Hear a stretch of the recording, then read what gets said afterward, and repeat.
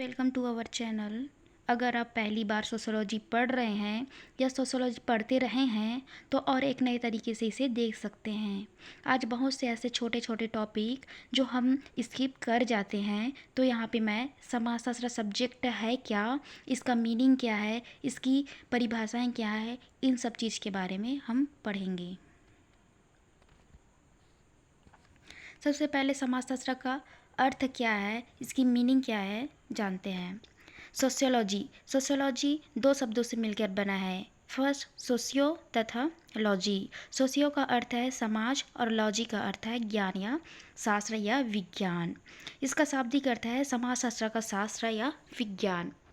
समाजशास्त्र वह विज्ञान है जो समाज के विषय में अध्ययन करता है। इसे रॉबर्ट विस्टीन के अनुसार ये मानते हैं कि इस विज्ञान का नाम दो भाषाओं का एक अवैध रूप है। समाजशास्त्र का कई परिभाषाएं दिए हुए हैं। फर्स्ट विचार, जो प्रथम विचार के अनुसार है, समाजशास्त्र समाज का विज्ञान है। जो समाजशास्त्री इस मत का समर्थन करते हैं उनकी परिभाषाएं निम्न प्रकार से हैं, जो कि फर्स्ट है वॉट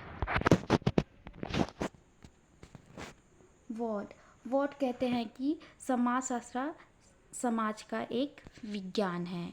और गिडिंग के अनुसार समाजशास्त्र समाज का वैज्ञानिक अध्ययन है। ऐसे ही अपने अपने विचारों से कई लेखकों ने, कई राइटरों ने अपना विचार प्रस्तुत किए हैं।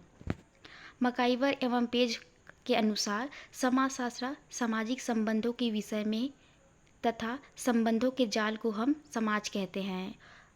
वहीं पे मैक्स वेबर के अनुसार समाजशास्त्र एक विज्ञान है। यह सामाजिक कार्यों की व्याख्या करते हुए इसको स्पष्ट करने का प्रयास करते हैं। अब जानते हैं समाजशास्त्र का विषय वस्तु क्या है। समाजशास्त्र का विषय वस्तु मौलिक रूप से सामाजिक है, अर्थात इसमें समाज, सामाजिक घटनाएं, सामाजिक प्रक्रियाओं, सामाजिक संबंधों तथा अन्य सामाजिक पहलुओं तथा तथ्यों का अध्ययन किया जाता है। अब आते हैं समाजशास्त्री परिप्रेक्ष्य। समाजशास्त्री परिप्रेक्ष्य से तात्पर्य समाजशास्त्र मानव और समाज का, उसकी क्रियाओं, प्रक्रियाओं और समाज में घटित होने वाली समस्त घटनाओं के सामाजिक पक्ष का समाजशास्त्री दृष्टिकोण से अध्ययन करता है। इसे ही हम समाजशास्त्री परिप्रेक्ष्य कहते हैं। समाजशास्त्री परिप्रेक्ष्य को हम और डिटेल से समझते हैं कि कैसे ये परिप्रेक्ष्य के रूप में आते हैं। जैसे किसी घटना का हमें अध्ययन करना हो तो उसकी स्थिति क्या है, उसकी अस्तित्व क्या है, उसके संदर्भ में अनेक आयाम हो सकते हैं और अध्ययनकर्ता इन आयामों में से जिस तथ्य से विशेष ध्यान देता है वही उसका परिप्रेक्ष्य कहलाता है। जैसे कि हम एग्जाम्पल ले सकते हैं, एक लकड़ी की अलमारी का यदि हम अध्ययन करना चाहते हैं तो एक वनस्पति शास्त्री कुर्सी की लकड़ी के आकार प्रकार के परिप्रेक्ष्य में अध्ययन करना होगा। एक अर्थशास्त्री उसके निर्माण में होने वाले व्यय और उसकी आर्थिक उपयोगिता को ध्यान में रखकर अध्ययन करेगा और एक समाजशास्त्री उसी सामाजिक उपयोगिता और उसके सामाजिक लाभ को ध्यान में रखकर उसका अध्ययन करेगा।